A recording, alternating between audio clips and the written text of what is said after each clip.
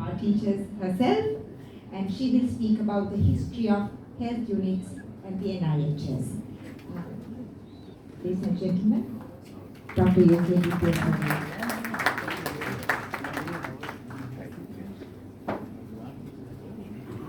Till she comes on stage, just to elaborate today's theme, our idea is to just awaken the spirit of storytelling, not let the stories be forgotten, and to capture the more mercurial stories and narratives that may be forgotten if these narratives were not really narrated to us. So let's make it a more informal, happy, and a night of storytelling. Madam, over to you.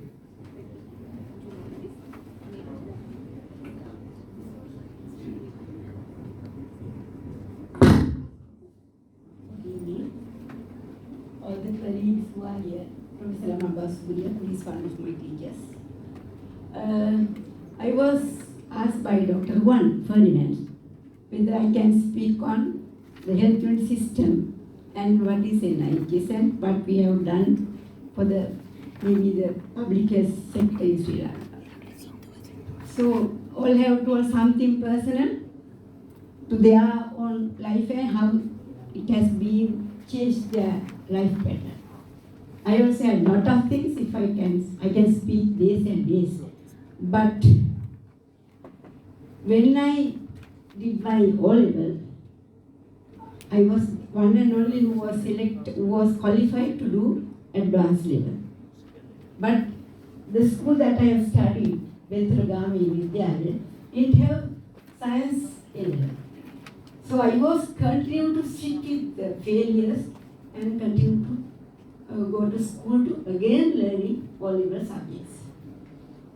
Then principal called me to his office. Why are you still coming to this school? Because we don't have A-level in science. And today itself or tomorrow morning, you come and get your result sheet and go to next school, that is Salaji Vidyalaya, tell the principal, I want to do medicine.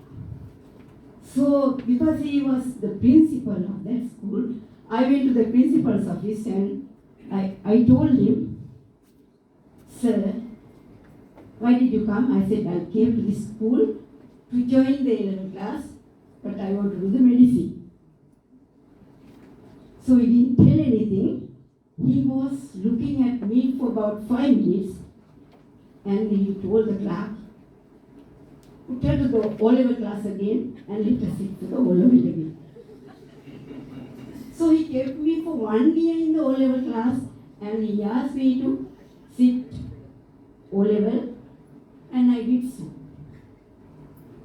But then I passed my 1 year.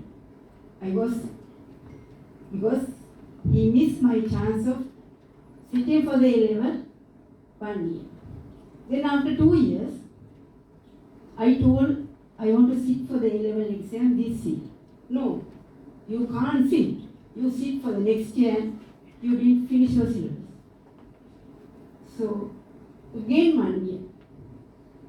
So I was kept in the school for 4 years to sit my A-level. Meanwhile, he said, don't do medicine, do maths. Because in this school, no one has qualified even for the science section. So if you want to go to university, you change your subjects and do the maths. I said, no, sir. He was so angry with me and he chased me out from his office. But it was a challenge for me. I thought, anyhow, I will do my level best. I was, for the first time, in that school history, I was able to enter medical college. At that time, he was retired. Before the results were released from the education ministry, he sent me 3 postcards. At that time, I was working in the Bank of Ceylon. Because it was a major strike by the Bank of Ceylon people. Chair Jayawardene has vacated all of them and they joined young generation of colleagues who have just had O-level results, and for the results, they joined lot of young generation to the bank. I was one of them. So I was working for the bank, doing nothing and getting the salary. Because we were nobody to tell us what to do. All else fine. So we were enjoying. We used to have our breakfast, lunch, tea, and money. So 9 months I had working in the bank. So meanwhile results were released. Before the results, he has sent me the postcard to the BOC culture. At that time I was in the BOC culture. He has sent another postcard to the school and another postcard to my house. And he has written in the pencil, "Congratulations, you have got through your exam. I am sure you can enter medical college. But Colombo medical faculty too have lectures in Sinhala. So apply for the Colombo. And you are within first 150. It was a national merit. So Colombo is getting 150 students. You are within first 115. So decide and think and apply for the Colombo Medical College, and you will definitely can enter." And he said he has handed over 3 Cunninghams, that was anatomy text used by the Colombo, but I applied Peradenius.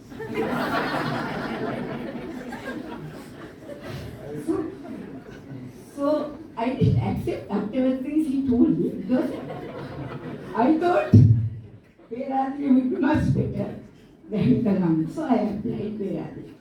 Then he used to send me letters. Now you are in the medical college. Second MB, you must get first class. So all the letters end is that, first class. So I don't know, because I was the first grader from that school. No one to tell me what to do, but there were a lot of friends of colleagues of the other schools, Vishaka, Anand, so they know the system. I didn't know anything, but I was able, and we were not able to talk in English. Even yes, no. So we were studying in Sinhala. We were hating English. Schools we didn't study. So our batch, more than 2/3 Tamil students, 1/3 is Sinhalese. So they didn't know English. We also don't know English. So communication is a real barrier for us in the school. But meanwhile, the pressure from principal, he was retired then.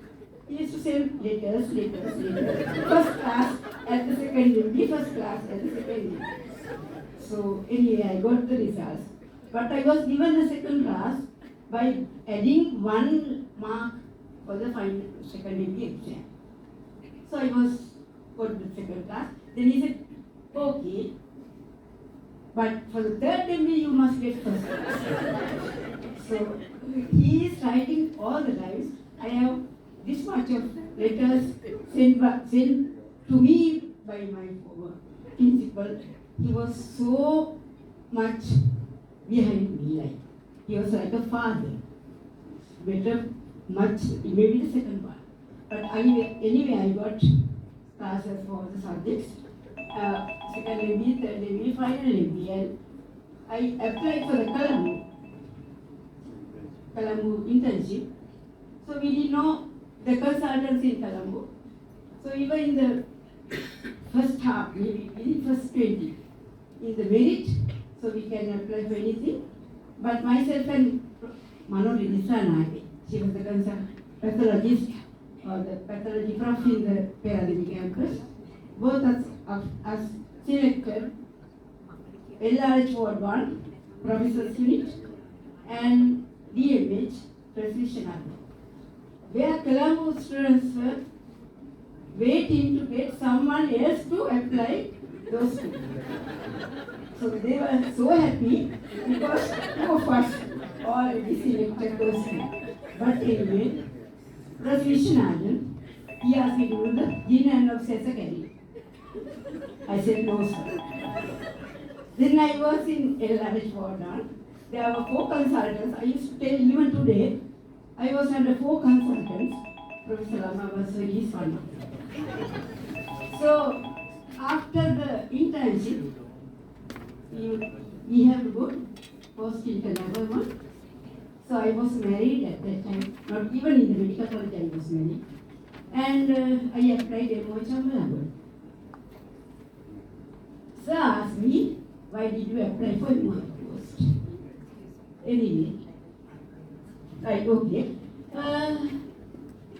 You can listen, learn and do post-graduate. Anyway, that's how but from my post-intern appointment till I retired, I was 33 years and 3 months doing public health only. I was a sole public health the entire my career. So accidentally I was going NIHS after BC. So meanwhile, my principal sent me the again 100-year century celebration book. If you do the medicine, learn history of medicine in Sri Lanka. That's how I was reading all discarded letters, discarded books. Then I realized Dr. S.F. Chellappa, along with Dr. Jacobs, started first health unit in Kalutara town with the full consent of the Urban Council Kalutara. And they have written a guide to health unit procedure in Ceylon in 1937 and revised by Dr. Chellappa by 1948, and the guidelines is applicable even to today. So concrete returns and records which has been developed by Dr. Chellappa along with Dr. Jacobs. He was the health advisor for the Ministry of Health and he was the member of the Rockefeller Foundation. So first health unit was started in Kalutara Urban Council, and they have set a model with the guidelines, and where from the beginning, maybe after 1936, they have started training public health people, including MOHs, midwives, public health inspectors, and public health nurses for the country. By 1937, Kalutara was known by everybody in the world. There were visitors from east as well as west to observe the activities of health unit Kalutara, and I think Dr. Chellappa, he was the last principal of the medical school Colombo, and he was the first Director General of Health Services, and he was the first MOH of Kalutara. And he has laid the concrete base for the training of public health personnel for the entire country, and he has set up a model and which he expanded and shows results with statistics, the maternal mortality, infant mortality, morbidity, and everything he has shown by statistics. And every year it was expanded to the rest of the country. He was able to show results. From early 30s up to now, the main responsibility of the health unit Kalutara and then Institute of Hygiene from 1966 and to National Institute of Health Sciences Kalutara in 1979. Even up to now, our primary responsibility is to train people for primary health care services in Sri Lanka, including medical officers of health and all the doctors who are doing postgraduate for 1 month, maybe or 2 weeks or 1 month exposure in public health training and public health midwives, 6 months field training, public health nursing sisters, 6 months in community health and public health inspectors for their basic training. We continue to do that. Then we expanded these services to the other parts of the country, but keeping the base as the United States. But at the inception, they have decided if it is the field model and the health unit, it has to have the field practice area as a practice area and the hospitals, which rural hospital, district hospital, and national hospital. But anyway, now the people who are doing maybe administration or the decision makers by I don't know. The reason behind the Cultural Hospital was detached from NIHS. Now NIHS, all four hospitals were detached, and we had the field and the institute. We didn't have the clinical care institutions under one roof. But now I heard the one rural hospital and two rural hospitals are again attached to NIHS, but the Vellore hospital and the Kalutara hospital is separate. So if it is to train people, the field practice area in the hospitals has to be the field model for the proper training.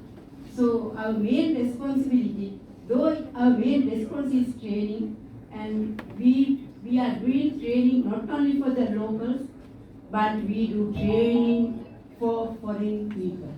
So those days foreigners came to see the field model in Kalutara, but today it has been reversed. We go to foreign countries to see the practices and learning. So that is decision makers to relook at it and see why can't we go back to 30s, not the 2020s, but 30s where we were the real model for the world. So my time is over. I can speak a lot more, but you need people who should be permanent and they are should be enthusiastic and be able to work where others will observe, see and learn from them. So my total career is public health, that is 33 years and 3 months.